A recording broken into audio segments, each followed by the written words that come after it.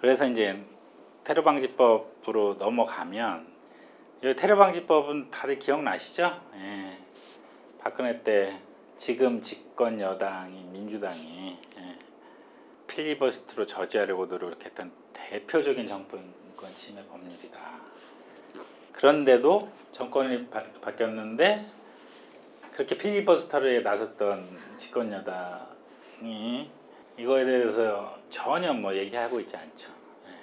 오히려 평창올림픽 때 이 테러 방지법에 근거한 테러 방지 대책위원회가 효율적으로 움직여서 국가적인 행사를 잘 치를 수 있다는 취지의 내용을 했습니다. 근데 이 테러 방지법은 운영이나 구성의 문제는 거기에도 핵심이 뭐냐면 국가정보원이 있어요. 국가정보원장이 가장 핵심적인 역할을 하게끔 법률이 규정되어 있습니다.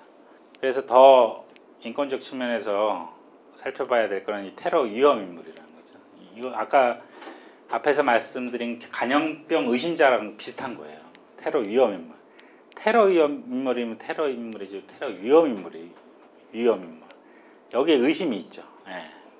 테러 단체 조직원, 그렇죠. 그러면 당연히 테러 위험 인물. 선전, 모금, 기부, 그밖에 예비 음모 선전 선동. 예비 음모 선전 선동이란 개념도 좀 하여튼 논란이 그렇다 쳐도 하였거나 하였다고 의심할 상당한 이유, 의심도 상당한, 의심할 상당한 이유가 있는 사람이 다 테러 위험 인물이라는 거예요. 근데 이런 개념 정의로 테러 위험 인물로 딱 특정이 되면 이걸 할 수 있는 거죠.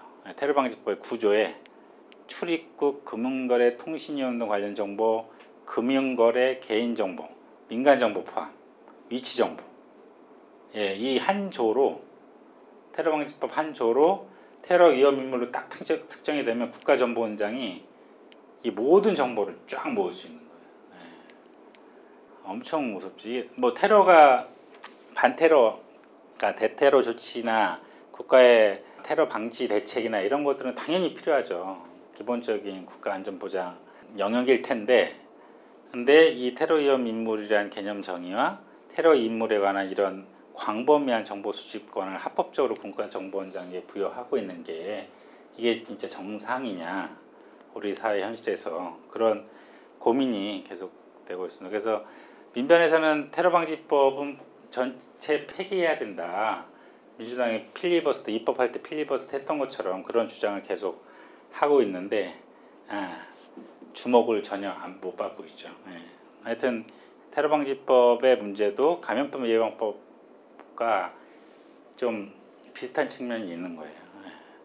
그리고 마지막으로 경찰, 검찰, 국정원의 개혁 방향은 저희가 앞에서 잠깐 설명드린 것처럼 일단 검찰의 수사권 집중. 그러니까 검찰이 지금 문제는, 우리나라의 문제는 직접 수사권도 있고 기소권도 있는 거죠. 그 다음에 영장 청구권, 그 다음에 형 집행권.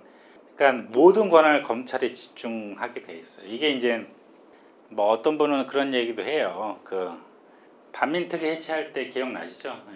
반민특위 해체할 때 그때 검찰총장이 반민특위 사무실에 갇혀 있었던 거 아니에요? 이승만 그때 이제 친일파 경찰들이 권력 잡고 반민특위 해체 다 하면서 반민특위 사무실 포위했잖아요. 그리고 다 묵히고 그 다음에 해산시켰는데, 그때 그 당시 검찰총장도 그 사무실 안에서 쭈그리고 앉아 있었다는 거예요. 그래서 친일 경찰의 그런 부패와 악랄한 행위를 정의의 사도인 검찰 제도가 억누르고 있어야 된다. 그런 역사적인 취지가 있다고 하시는 분이 계시더라고요.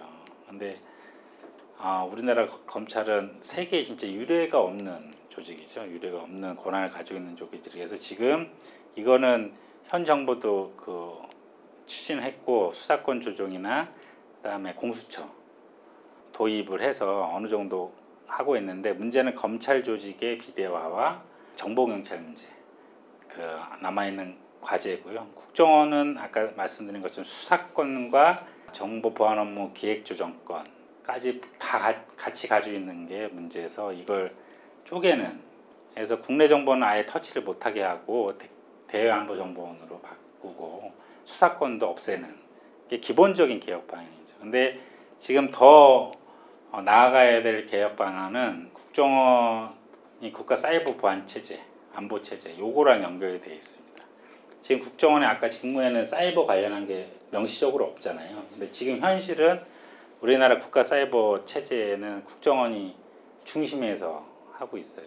그렇게 굴러가고 있는데 현행 민주당의 국정원 개혁법, 대안보정보원법에는 그걸 명문의 근거로 규정하고 있어요. 그래서 우려를 하고 있고, 하지만 지금 수사권 폐지를 하는 게 시급한 부분이래 가지고 지금 큰 쟁점은 되고 있지 않지만 앞으로 시민사회에서도 이 국가 사이버 보안 체제에서의 국정원의 역할을 어떻게 축소시키고 이관시킬지에 대한 고민을 좀 모아가야 될 때인 것 같습니다. 그래서 지금 최근에 국정원 박지원 신임 국정원장 가기 전에 인사이동이 있었잖아요. 1, 2, 3차장이 있었는데 원래 예전에는 1차장, 2차장, 3차장 대북, 국내, 국외 뭐 이런 식으로 돼 있었는데 국내를 아예 뺐죠. 그래서 1차장, 2차장, 3차장을 과학수사, 그러니까 과학 정보 쪽으로 지휘를 해서 정보원장 했던 사람을 앉혔죠. 그래서 그게 이제 국가 사이버 보안 체제를 국정원이 전체적으로 법률상 근거를 가지고 틀어쥐고 가려고 하는 게 아니냐 하는 우려가 제기되고 있습니다. 그래서 이런 개혁 방향이 기본적으로 지금 많이 논의되고 있고요. 참고로 정보기관 관련해서는 마지막으로 말씀드릴 게 요겁니다. 이 개인정보보호법은 다 아시죠? 개인정보의 보호에 관한 일반법으로서의 역할을 하는 건데요. 58조에 일기 있습니다. 다음 각 호의 어느 하나에 해당하는 개인정보에 관하여는 제3장부터 7장까지 3장부터 7장은 다 개인정보 보호 동의 이런 건데 개인정보보호법의 주된 법률 내용이죠.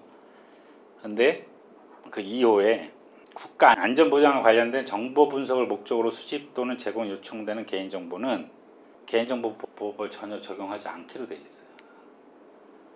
예외를 되게 폭넓게 주고 있는 거죠. 1호는 공공기관이 처리하는 개인정보 중 통계법에 따라 수집되는 개인정보. 이건 통계 작성을 위해서 필요할 수 있지. 그죠? 그다음 공중위생 등 공공의 안전과 안녕을 위해서 긴급히 필요한 경우로서 일시적으로 처리되는 개인정보. 이건 공중위생과 긴급성, 일시성이 있기 때문에 그럴 수 있지. 근데 이 2호가 문제죠. 4호는 언론, 종교단체, 정당이라는 특수성이 있는 거고. 근데 2호는 국가안전보장이라는 아주 넓은 범위에 관련해서 정보 분석을 목적으로 수집 또는 제공 요청되는 개인정보를 개인정보법을 다 적용을 대부분의 조항을 제외하고 명문으로 하고 있습니다. 이게 의미하는 게 뭐냐면 아까 국가정보원법이나 테러방지법, 감염병 예방법, 통신비밀보호법 이런 법률들에서 다 국정원이 또는 국가안전보장을 위한 여러 가지 가능하게끔 국가기관이 수집할 수 있게끔 절차가 있잖아요. 그럼에도 불구하고 이런 일반법적인 조항을 이렇게 꼭 하나씩 놓는 거죠. 그래서 이걸 보면 뭘 알 수 있다? 국가는 이렇게 꼼꼼하다는 거예요. 엄청 꼼꼼한 거죠. 그럼 개별 법률에서도 다 자기들이 할 수 있는 걸 다 절차 요건 다 하고 있는데 거기서도 빠져나갈 수 있게 이런 국가안전보장이라는 사유만으로 아무런 절차나 이런 거 없이 수집 제공 요청하는 개인정보에 대해서는 개인정보법을 적용 제외시키고 있는 조항이 있습니다. 이렇게 국가기관은 꼼꼼하다. 저는 이런 말씀을 먼저 드리고요.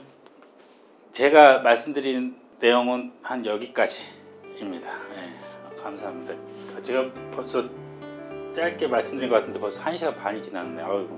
쉬지도 못하고 진지하게 들어주셔서 너무 감사하고요.